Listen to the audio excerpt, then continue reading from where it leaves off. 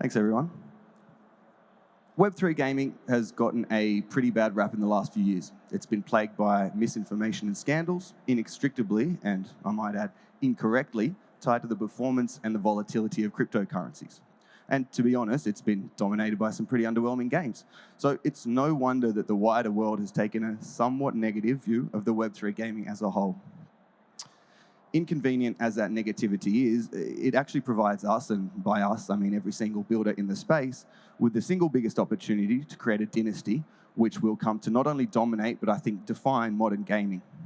My name is Matan Adato. I'm the co-founder, I'm the Chief Operating Officer for Big Kid Ventures, and I head up the development of our flagship game, The Red Village.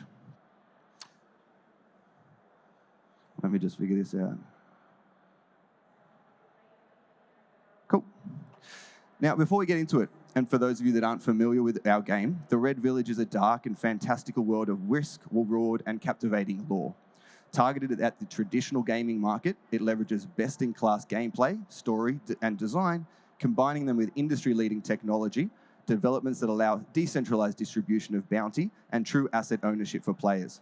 Since our inception in February 21, we've sold over $5 million in digital assets in 2 public sales, the first of which sold out in 10 minutes, the second of which sold out in less than 10 seconds. More impressively, though, we've had over 350,000 entries into our live browser-based game tournaments, with players landing well over 5 million strikes in game. Over the past 24 months, the Red Village has grown from a wild but brilliant idea to a fully fledged and solid game loop, committed community, and investment from some of the biggest leaders in the industry, including Animoca Brands and Polygon Studios. Over that time, my main focus has been how to direct the development of the tournaments best to utilize resources that we have, those really boiling down to time and money. I'd like to spend the next 10 minutes or so giving you a peek behind the curtain of what goes into developing a game like ours, what has and what hasn't worked, and how we make the decisions that we do. Let me start with what I feel was the best use of our resources. That's come off a little bit smaller than I sent it in, I think. So prioritizing the blockchain and the Web3 over the gameplay itself.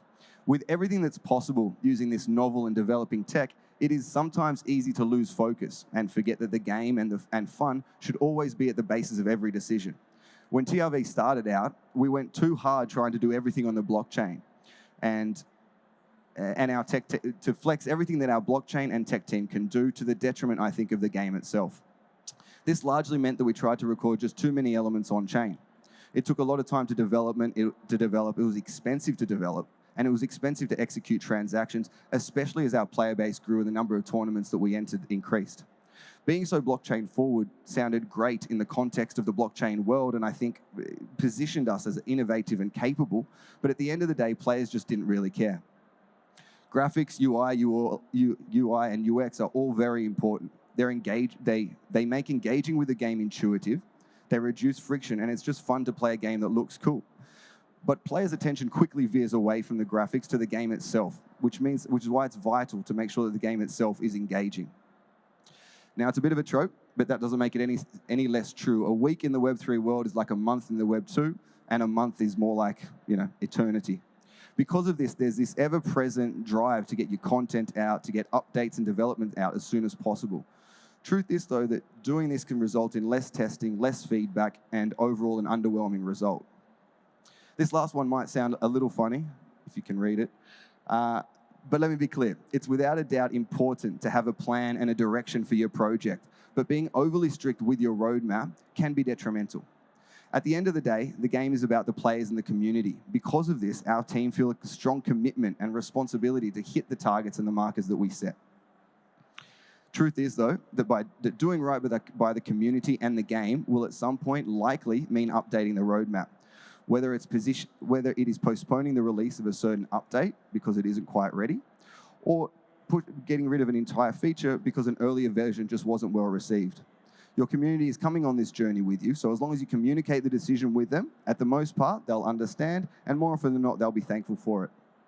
So that's what we did wrong. What did we do right? We always put the game first. Now, I'll say it once and I'll say it again. Focus on the game. Blockchain technology and the Web3 world is incredible and seemingly bottomless set of tools that we can use to enhance the game. But at the end of the day, you need to remember they are just that. They're tools. They're tools to make your game more fun, more sticky, more engaging and more social.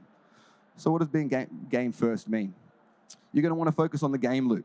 For those that don't know, the game loop is the way that the players enter and journey through the game experience. This topic alone deserves its own session, but at the end of the day, it boils down to making the game easy for players to start playing and hard for them to stop. Any time spent making a game more frictionless and sticky, and I recognize the oxymoron there, is time well spent.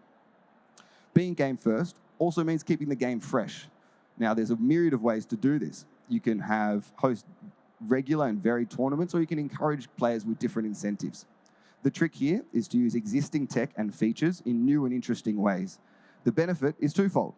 First, and most importantly, it doesn't require work from the development team. And secondly, it can allow players to think and use older game modes in new ways. The second best thing that we did was simplify the tech. The simpler the tech stack is, the easier it is to understand, develop, and the more flexible it is when you need to pivot. So what did we simplify? We made our contracts modular. This meant that we went from 1 contract to 11, now to 15 plus. This allows us to design, update, and test on-chain elements much faster and easier than if all the logic was on 1 contract. Part of this evolution also meant moving some of the logic off-chain. As I mentioned earlier, when we first started, we were very blockchain romantic. We hard-coded a lot of our tournament logic in a way that meant that we needed a new contract anytime we did some change, some obscure value. At the time, we saw it as being true to the blockchain and its immutability. Now we're more discerning about what is and isn't coded on the network. We also moved a portion of our tournaments to the incredibly capable Likelink blockchain. They have an amazing enterprise mode, which allows projects to absorb the gas fees for users of their network, revolutionizing friction-free blockchain interactions. And finally, we collaborate. Collaborations are incredibly valuable. With so much innovation in the space, you'd be silly not to take advantage of it.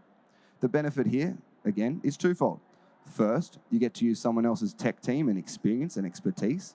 And secondly, in a broader sense, the more projects working and succeeding in the space, the better it is for all of us, and more interesting and important projects will succeed.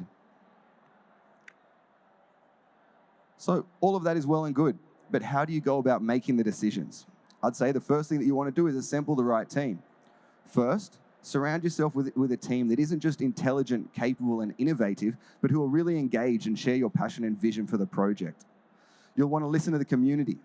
One of the greatest aspects of Web3 and developing a game the way that we did is that we get immediate feedback from our amazing players. Our players run their own regular Twitter spaces where they discuss the game, and we use it to get feedback on ideas or recent developments. On top of that, we've set up a suggestions page on our Discord where we get suggestions on the daily. The great thing about this is that it encourages insightful debate about amongst players and feedback from the community about what is and isn't important. Shout out to Snooch, one of our community members who's here with us today. He uses our Discord channel quite a bit, and recently he put in a request for a suggestion. It was a way to improve the UI of the game. It was something that was brilliant, it was simpler to implement, and it will see a significant improvement in the player experience. In all honesty, it's something that went straight over the development heads' teams, and it took someone like Snooch to point it out. That update is now scheduled and into our next sprint. Next thing you want to do is you want to be realistic. Seems obvious, but it's easy to forget. What can start as a half-page idea that leverages your own tech can blow out. I know this is especially hard to do at the start of a project as you learn your own limitations, but it is important. You'll want to be reactive. This comes back to listening to the community. Be ready to pivot your focus when issues arise or a new and better idea come along. Your players will appreciate the responsiveness and are generally more accommodating to change than you might think. You'll also want to have a set path. You'll want to have a direction, if not a set path. This is self-explanatory. It's important, of course, to have a direction, even an end goal, but if that path is too rigid, you're going to miss out on leveraging some of the lessons that you learn along the way. So what does all this look like in practice? For us here at the Red Village, recently, I forgot to add this up, but this is an important one. We got rid of gas fees. Really important. We now absorb all the gas fees for our players. This reduces friction for new players trying the game, and it makes the game free for existing players. We also are constantly working on new ways to play and win. Just last month, we released a new tournament payout structure, includes reverse payout, which means the losers are now the winners. This is revolutionary. It adds value to champions who have historically had very little. And we have a constant cycle of new championships with thousands of dollars to be won every few weeks. What does the immediate future look like? This month, we're releasing Rental to make onboarding of new players easier and to give our bigger holders a chance to use their champions or fighters that they haven't discovered yet. And next, we'll be introducing Runes, another fantastic Web3 element, collectibles in-game that are in-game rewards that you can use to improve your champion's summoning abilities. And the future. This is really the big picture. While the current format of our tournaments are designed to be fun first and have great growth potential over the coming years, our true goal, our North Star, if you will, is the release of our RPG Battle Royale known as Darklands, which is currently under development with our multi-year partnership with Animoca Brand's legendary subsidiary, Blowfish Studios. Darklands is designed for traditional gamers with a strong free-to-play focus. They play homage to some of the most popular dark fantasy games of all time, such as Diablo, Elden Ring, The Witcher. Now, if any of what I've said has piqued your interest, we'd love to have you as part of our community, so I invite you to drop into our TRV Discord and give the game a try. My name is Matan Adato. Thank you for your time today. If you have any questions or you want to chat, I'll be floating around the back. I also have a handful of awesome TRV hoodies to hand out, so if you'd like one, come see me.